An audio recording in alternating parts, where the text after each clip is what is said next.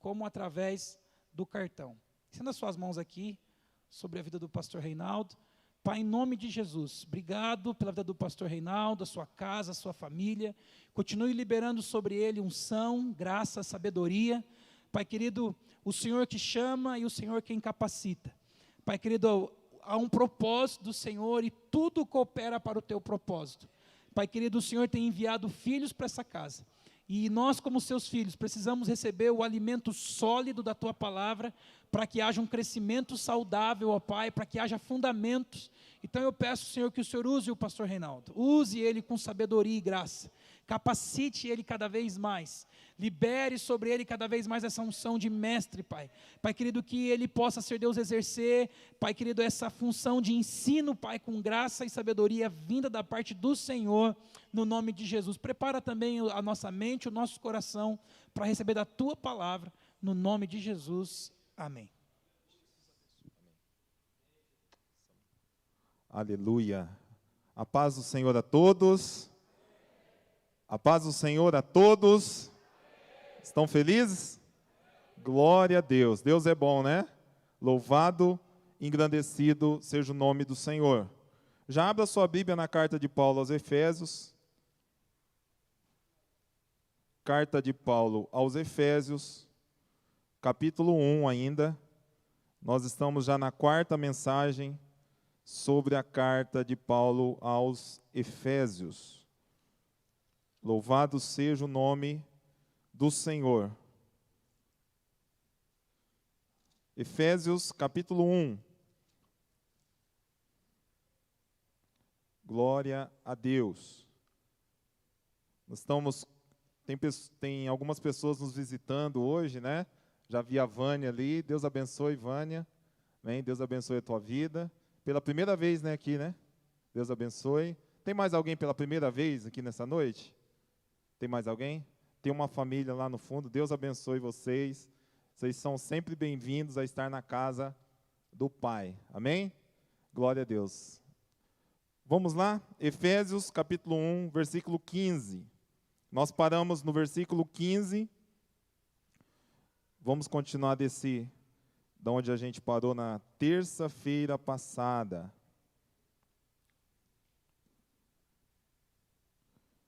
Aleluia. Diz assim: por isso também eu, tendo ouvido a fé que há entre vós no Senhor, e o amor para com todos os santos, não cesso de dar graças por vós, fazendo menção de vós nas minhas orações, para que o Deus de nosso Senhor Jesus Cristo, o Pai da glória, vos conceda espírito de sabedoria e de revelação no pleno conhecimento dele, iluminados os olhos do vosso coração, para saberdes qual é a esperança do seu chamamento, qual é a riqueza da glória da sua herança nos santos, e qual é a suprema grandeza do seu poder para com os que cremos, segundo a eficácia da força do seu poder, o qual exerceu ele em Cristo, ressuscitando-o dentre os mortos e fazendo sentar à sua direita nos lugares celestiais, acima de todo principado e potestade e poder e domínio e de todo nome que se possa referir, não só no presente século, mas também no vindouro. E por todas as coisas debaixo dos pés, e para ser o cabeça sobre todas as coisas, o deu à igreja, a qual é o seu corpo, a plenitude daquele que a tudo enche em todas as coisas. Amém? Hoje nós vamos falar, irmãos, sobre a maior necessidade da igreja. A maior necessidade da igreja. Nós já entendemos aqui na terça-feira passada que nós já somos abençoados como igreja. Somos abençoados com todas as sortes de bênçãos espirituais nas regiões celestes. Deus nos elegeu, Ele nos escolheu, Ele nos adotou, Ele nos redimiu, Ele nos revelou a sua vontade e Ele nos deu o Espírito Santo dele. Diga assim comigo: eu fui eleito, adotado, redimido. Diga assim: ele me revelou a sua vontade e eu tenho o Espírito Santo. Então, essas são as bênçãos espirituais que ele nos deu. Nós lemos aqui do versículo 3 ao versículo 14, aonde é a maior frase da Bíblia. Você vê que não tem ponto final ali, né? Ele começa ali do versículo 3 e vai embora. E ele fala que nós já somos abençoados. Sim, com todas as sortes de bênção. Mas existe uma grande necessidade de todas as igrejas, todas as denominações, ou todos os lugares onde as pessoas se reúnem, a igreja de Cristo em geral, e essa necessidade é a necessidade de conhecer Jesus. Essa é a grande necessidade da igreja, conhecer Jesus. Se você olhar aqui no versículo 15, você vai ver que o apóstolo Paulo diz que essa igreja de Éfeso era uma igreja que tinha fé. Tendo ouvido a fé que há entre vós, no Senhor Jesus, e o amor para com todos os santos. Então a igreja de Éfeso era uma igreja que tinha fé e tinha amor. Só que, nesse texto que nós estamos lendo, o apóstolo Paulo está falando da igreja. Mas lá em Apocalipse, capítulo 2, eu quero pedir para você abrir lá em Apocalipse, capítulo 2. Agora não é mais o apóstolo Paulo que está escrevendo à igreja de Éfeso. É o próprio Cristo. É o próprio Jesus, cerca de 30 anos depois. Lembra que a igreja de Éfeso era uma igreja que tinha fé em Jesus e amor para com todos os santos. Mas e 30 anos depois?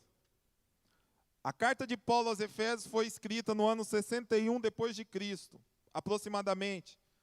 E a carta que Jesus direciona agora à mesma igreja de Éfeso foi cerca do ano 90 depois de Cristo. Então, cerca de 30 anos depois, a igreja de Éfeso estava vivendo uma outra realidade. Olha lá, capítulo 2, versículo 1. Ao anjo da igreja em Éfeso, escreve. O que Jesus mandou escrever ao anjo da igreja de Éfeso? Estas coisas diz aquele que conserva na mão direita as 7 estrelas, e que anda no meio dos 7 candeeiros de ouro. Conheço as tuas obras, tanto o teu labor, como a tua perseverança, e que não pode suportar os homens maus, e que puseste à prova os que a si mesmos se declaram apóstolos e não são, e os achastes mentirosos. E tens perseverança, e suportastes provas por causa do meu nome, e não te deixaste esmorecer. Tenho, porém, contra ti, que abandonastes o teu primeiro amor. Lembra-te, pois, de onde caístes, arrependa-te, e volta à prática das primeiras obras. E se não, venho a ti, e moverei do seu lugar o teu candeeiro, caso não te arrependas. Tens, contudo, ao teu favor que odeias as obras dos nicolaítas, as quais eu também odeio. Quem tem ouvidos, ouça o que o Espírito diz às igrejas. Ao vencedor, dar-lhe-ei que se alimente da árvore da vida que se encontra no paraíso de Deus. Então, 30 anos depois, essa igreja era uma igreja que trabalhava, era uma igreja ativa, era uma igreja que perseverava, era uma igreja que não aceitava os falsos apóstolos, que repreendia a falsa doutrina, mas que tinha abandonado o primeiro amor. E era como se Jesus estivesse falando assim, ó, tudo isso que você faz é muito bom, mas, infelizmente, vocês perderam o primeiro amor. Então, qual é esse primeiro amor que Jesus está se referindo? A esse amor que Paulo está falando aqui no capítulo 1. Então, essa igreja começou bem.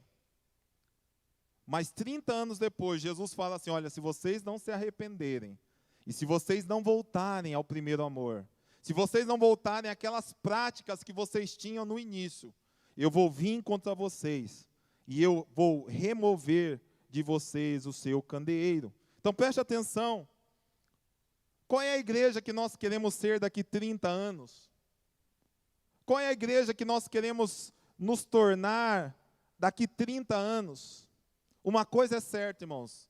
Não dá para a gente saber porque a igreja de Éfeso abandonou o primeiro amor. Mas eu acredito que foi porque eles pararam de conhecer Jesus. Por isso que o apóstolo Paulo, volta lá em Efésios capítulo 1, por isso que o apóstolo Paulo, ele diz, e essa é a maior necessidade da igreja, conhecer a Cristo, conhecer a Deus.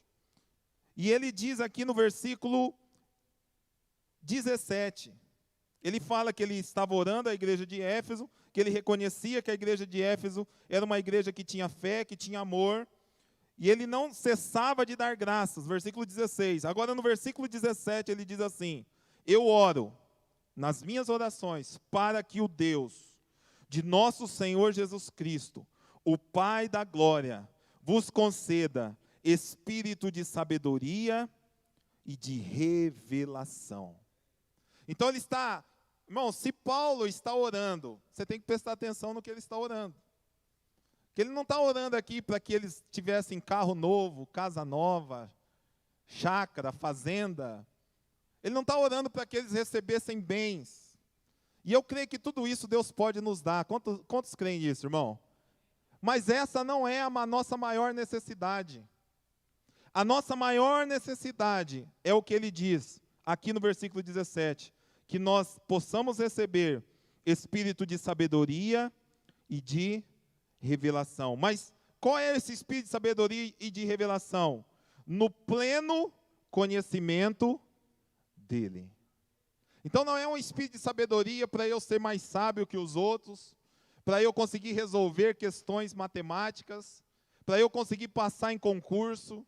Não é esse tipo de sabedoria que o apóstolo Paulo está falando. Não é esse tipo de revelação que quando a gente ouve revelação, a gente já pensa naquela irmã, né? Aquela irmã do coque, do saião, que quando chega perto de você fala, eis que te digo, e começa a revelar a sua vida. Não é esse tipo de revelação que Paulo está falando. A revelação que ele está falando é a revelação do pleno conhecimento de Deus. Ele está falando assim, eu oro para que vocês recebam o espírito de sabedoria e de revelação no pleno conhecimento de Deus. Então ele clama, ele ora, ele está pedindo para que eles recebessem esse espírito. Irmãos, e nós não podemos cair no engano de achar que nós já conhecemos tudo de Deus. Nós não podemos cair no engano de achar assim, eu sei tudo já de Cristo. Não, meu irmão. Cristo, ele é uma fonte inesgotável. Tudo aquilo que eu conheço dele hoje, para amanhã eu tenho que conhecer mais. E depois da manhã eu preciso conhecê-lo mais. E daqui um ano eu preciso conhecê-lo mais. Porque se eu parar de conhecer a Cristo, se eu parar de conhecer a Deus, eu vou ter o mesmo futuro da igreja de Éfeso. Eu vou trabalhar, eu vou fazer, eu vou ter muitas obras, mas não vou ter mais o primeiro amor. Então, o apóstolo Paulo está falando a mesma coisa que Pedro fala. Coloca lá em 2 Pedro, capítulo 3, versículo 18. 2 Pedro, capítulo 3, versículo 18.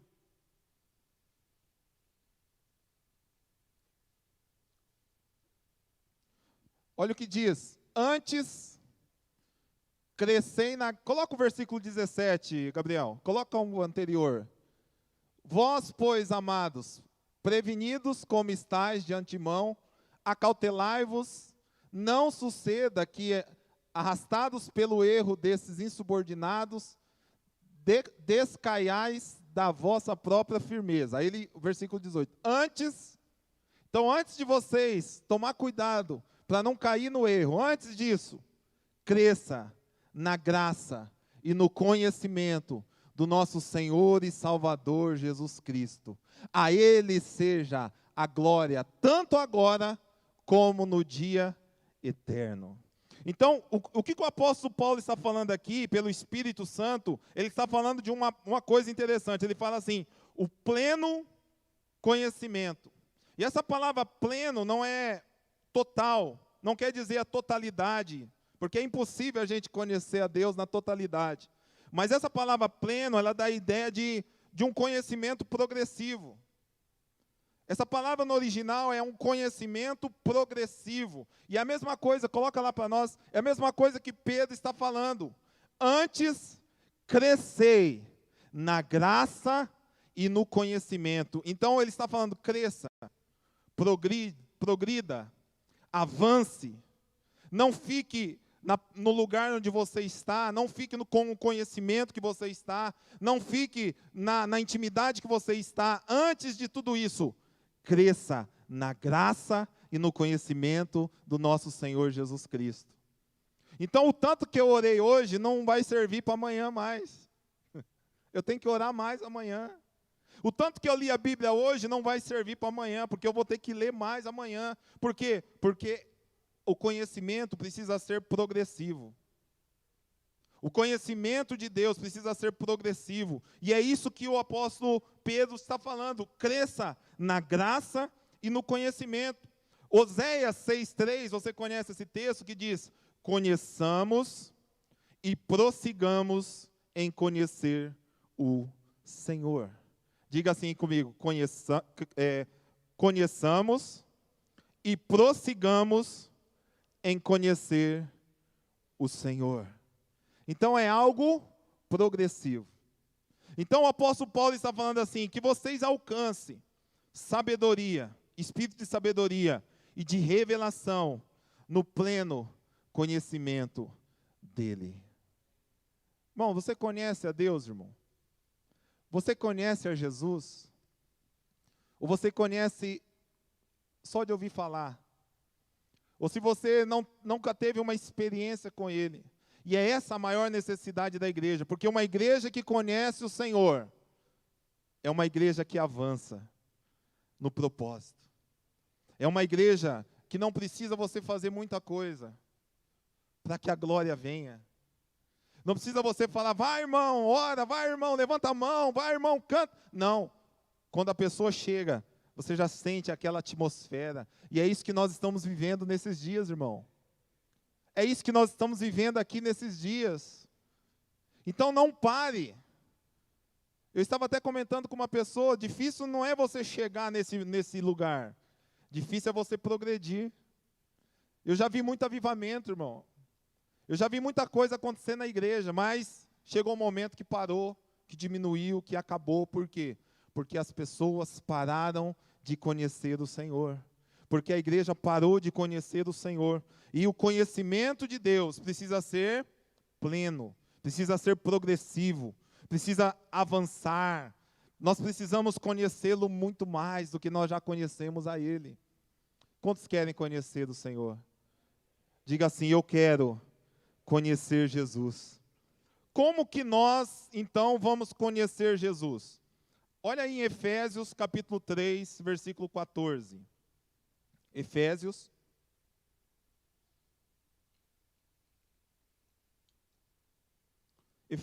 capítulo 3, versículo 14. Nós lemos ali no capítulo 1 a primeira oração que ele fez em Efésios. E aqui a segunda oração que Paulo faz. E por que Paulo ora agora aqui no capítulo 3, versículo 14? Olha o que ele diz. Por esta causa me ponho de joelhos diante do Pai, de quem toma o nome toda a família, tanto no céu como na terra, para que, segundo a riqueza da sua glória, vos conceda que sejais fortalecidos com poder. Agora preste atenção no que ele diz. Mediante o seu Espírito. Diga assim comigo, mediante o seu Espírito. Preste atenção que Espírito está com letra maiúscula. E toda vez que na palavra está escrito Espírito com letra maiúscula, está falando do Espírito Santo. Então, a primeira forma de conhecer a Deus, de conhecer a Cristo, é através do seu Espírito. Só dessa forma, irmão. Não tem como você conhecer a Cristo através do intelecto humano. Não tem como você conhecer a Cristo através de doutrinas humanas, de ensinamentos humanos, mas só através do Espírito Santo de Deus. Lá na sua casa, lá no seu quarto, o Espírito Santo, ele traz a revelação de quem é Jesus. Ele traz a revelação de Deus. E ele diz que esse Espírito, ele age no homem interior. Ele já está aí dentro de você. E é Ele que vai trazer a você o pleno conhecimento de Cristo. É o Espírito Santo. E ele diz, ele fala, vamos continuar aí, versículo 17. E assim habite Cristo no vosso coração. Se eu tenho o Espírito no meu interior, Cristo habita em mim. Cristo habita no meu coração. Pela fé. Aí a segunda forma de conhecer a Cristo, olha o que ele diz, versículo 17: estando vós arraigados e alicerçados em amor. Então não tem como eu conhecer a Cristo se eu não tiver o Espírito Santo, e não tem como eu conhecer a Cristo se eu não tiver arraigado, enraizado, alicerçado em amor. Foi por isso que Jesus falou assim: eu tenho contra vocês que vocês abandonaram o primeiro amor. Então não tem como eu conhecer a Cristo sem o Espírito e se eu não estiver alicerçado, enraizado em amor. Então só dessa forma eu vou conhecer a Cristo. E agora olha o versículo 18. A fim de poderdes compreender com todos os santos. Presta atenção, irmão. Ele diz assim: você precisa ter o Espírito, você precisa estar enraizado, alicerçado em amor, com todos os santos. Não tem como eu conhecer a Cristo isolado do corpo.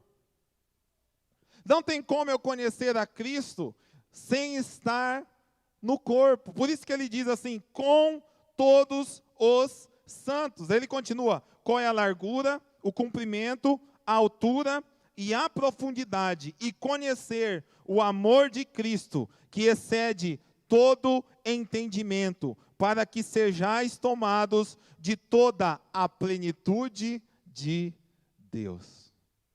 Você está entendendo, irmão? Como que eu conheço a Cristo, Reinaldo? Primeiro, através do seu Espírito. Diga assim comigo: através do seu Espírito. Isso é para você guardar, tá, irmão? Isso não tem nada de misterioso, não, é só pedagógico. Vamos lá. Primeiro, através do seu Espírito. Diga bem forte: através do seu Espírito. Diga assim: se eu tiver alicerçado e enraigado em amor.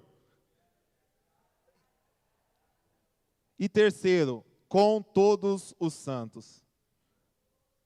Olha, irmão, preste atenção.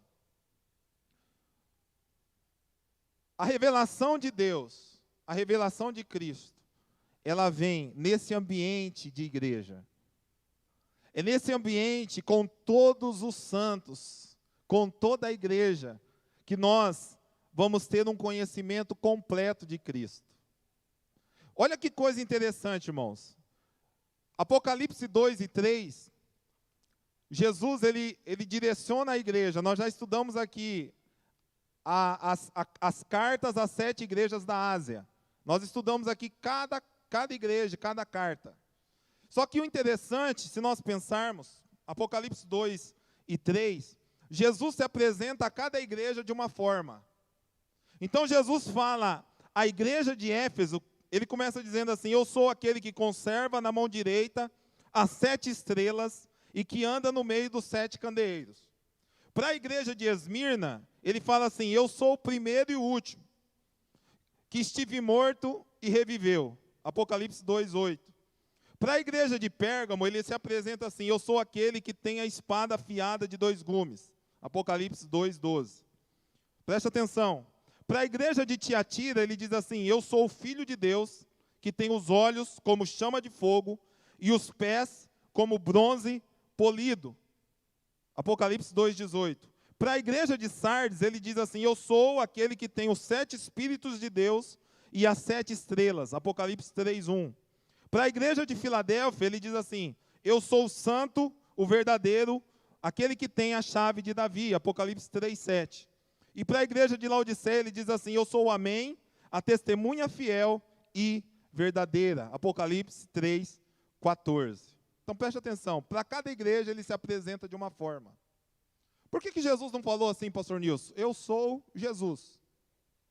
Eu sou o Cristo. Mas para cada igreja ele fala de uma forma. Aí eu fico imaginando a igreja de Éfeso mandando um WhatsApp para a igreja de Esmirna. Sabe?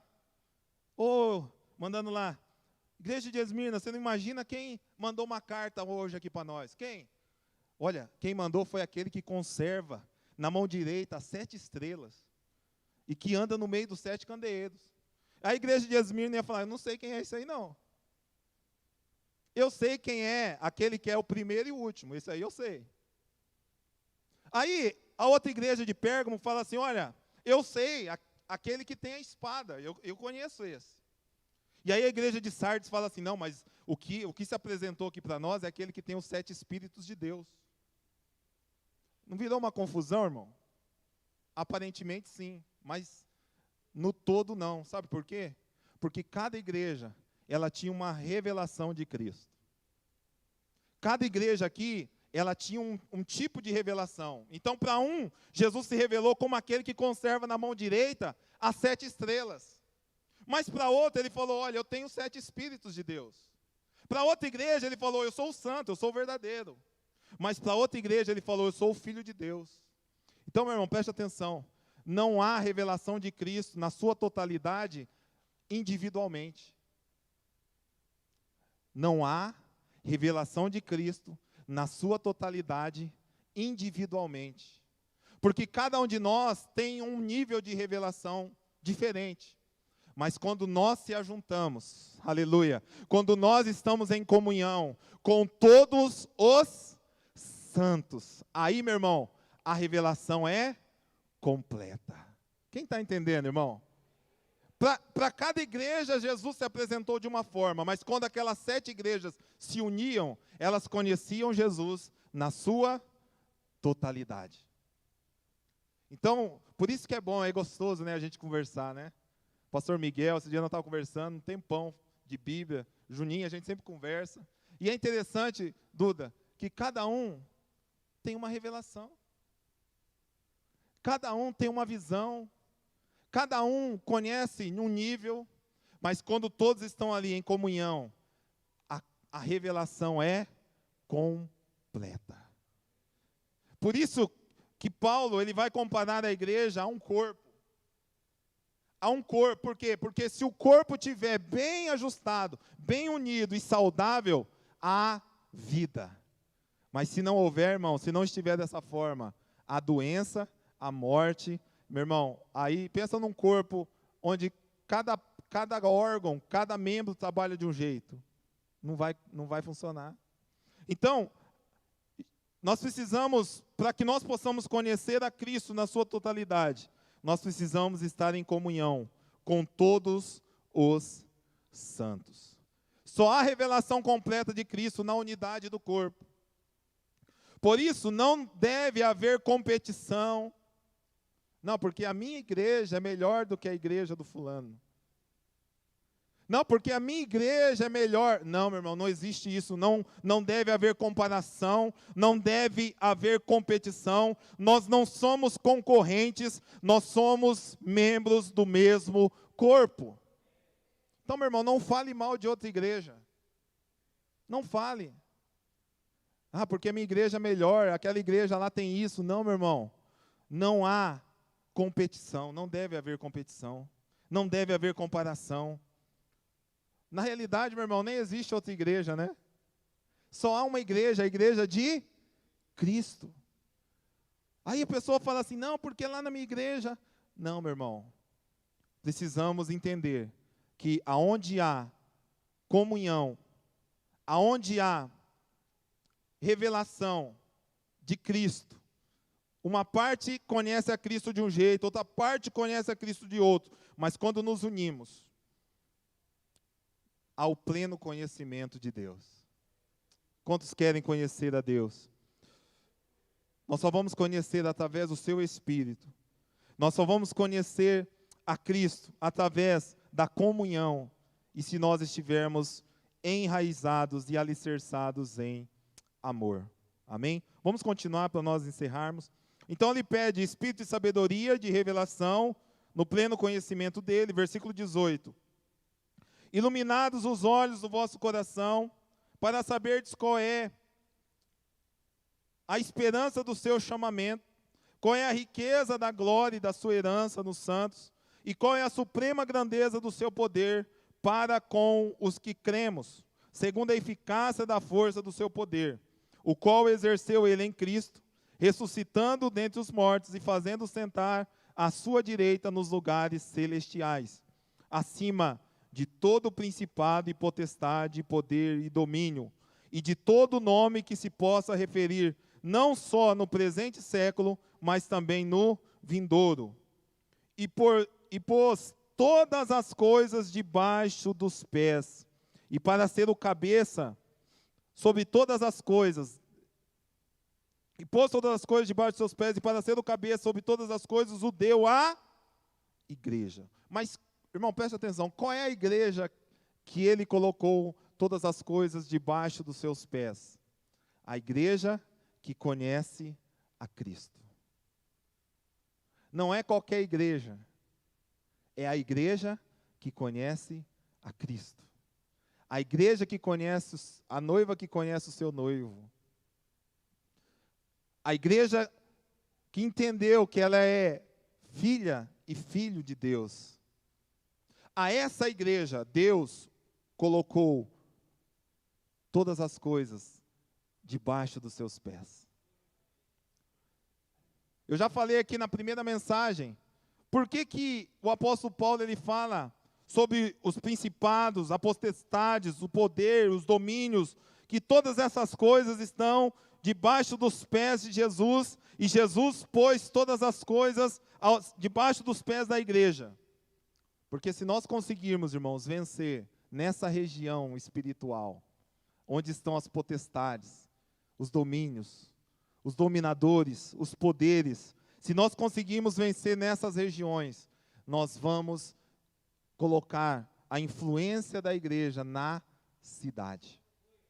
Nós não somos uma igreja na cidade, nós somos uma igreja para a cidade.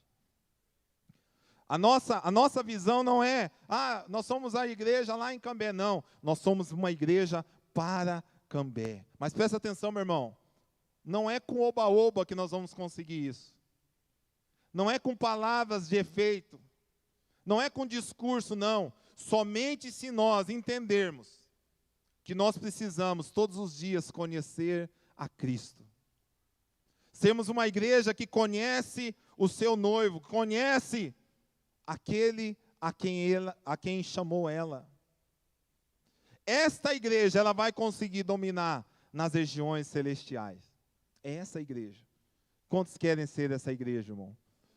Muitas vezes, onde a gente falhou, muitas vezes, a gente, muitas vezes, quis ser uma igreja para a cidade, quis ganhar a cidade, quis romper com toda a religiosidade, quis romper com os poderes demoníacos, mas a grande verdade, irmãos, que nem nós mesmos conhecíamos a Cristo. E aí como que nós vamos conquistar? Como que nós vamos romper? Como que nós vamos influenciar se nem nós mesmos conhecemos a Cristo? Se nem nós mesmos ainda temos um pleno conhecimento, um conhecimento progressivo. Então, antes de nós queremos ser uma igreja para a cidade, queremos dominar nas regiões celestes, nós precisamos pedir espírito de sabedoria, e de revelação no pleno conhecimento de Cristo.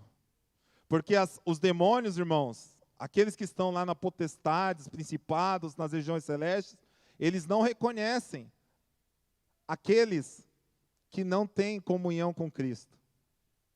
Eles só vão reconhecer aqueles que realmente têm comunhão com Cristo. Lembra aqueles rapazes lá? Em nome de Jesus que Paulo prega, eu repreendo, eu mando vocês embora. Aí os demônios olhou para ele e falou assim: olha, eu conheço Jesus, eu conheço Paulo, mas vocês eu não sei quem são não. Porque, meu irmão, nas regiões celestes, uma igreja que conhece a Cristo, ela é reconhecida e temida. Você acredita nisso, irmão? Diga assim: eu quero ser essa igreja. Diga assim: eu quero conhecer Jesus. Pode vir, Marcão. Preste atenção, irmãos. Nós vamos falar aqui na próxima terça sobre os 5 ministérios. Efésios 4:11 fala sobre os 5 ministérios. E uma igreja que se move nesses 5 ministérios é uma igreja apostólica, é uma igreja profética, é uma igreja evangelística, é uma igreja pastoral e é uma igreja instruída na palavra de Deus. Você vê aqui o apóstolo, o profeta, o evangelista, o pastor e o mestre, todos trabalhando para a edificação do corpo de Cristo.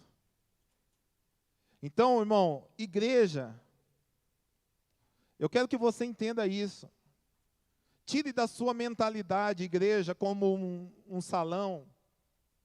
Tire da sua mentalidade igreja como uma instituição que tem um CNPJ. Irmão, tire isso da sua cabeça.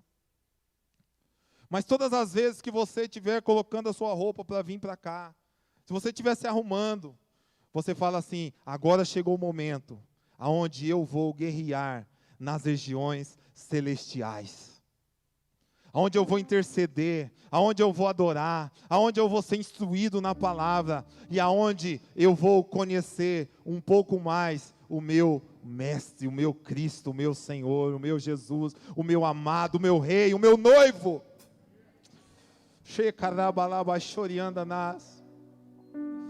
Que nesses dias, irmãos, nós possamos conhecer mais a Cristo.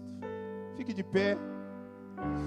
Que nesses dias nós possamos deixar toda a religiosidade, que nós possamos deixar todo o ensinamento que nós recebemos, e que nós possamos ser como uma criança, que nós possamos desejá-lo com toda a nossa força. Eu postei uma foto no meu status de uma frase do John Piper, e ele diz assim: a marca distintiva de um filho de Deus não é a perfeição, mas sim a fome por Cristo. A marca distintiva de um filho de Deus não é a perfeição, mas sim a fome que ele tem por Cristo. Qual é o nível da sua fome, irmão? Qual é o nível da sua fome por Cristo? Você deseja Ele como um bebê deseja o leite da sua mãe? Você deseja Ele como a corça deseja as águas? Eu quero conhecer Jesus. Eu quero conhecer a Ele. Eu quero ter uma revelação. Eu quero ter espírito de sabedoria e de revelação do pleno conhecimento de Deus. Eu não quero regredir. Eu não quero esfriar. Eu não quero abandonar o primeiro amor. Mas eu quero ser uma igreja que conhece o seu noivo. Sim. Diga isso a Ele.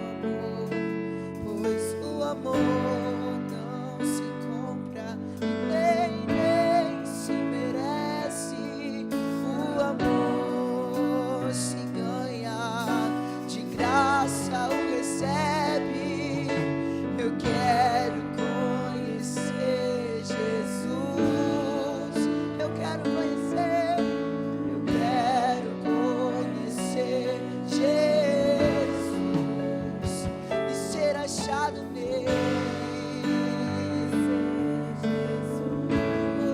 Nós queremos te conhecer, Jesus. Eu quero conhecer Jesus. Eu quero Diga isso a Ele. conhecer Jesus. Que esse seja o seu desejo. Eu quero conhecer Jesus. Eu quero conhecer. Eu quero conhecer Jesus e ser achado. Eu quero conhecer Jesus. E o meu amado é o mais belo entre milhares e milhares. E o meu amado é o mais belo entre milhares. Meu amado é, e o meu amado é Senhor. o mais belo entre Nós queremos te conhecer. Nós queremos te conhecer, Jesus. Senhor, coloca a mão sobre o teu coração. Senhor, acende a chama de novo em nosso coração. Que nós possamos queimar de amor por Ti, Senhor. Que nós possamos ter uma fome por Ti. Que nós possamos ter uma sede pela Tua palavra. Somente uma igreja que conhece a Jesus é uma igreja que vai triunfar.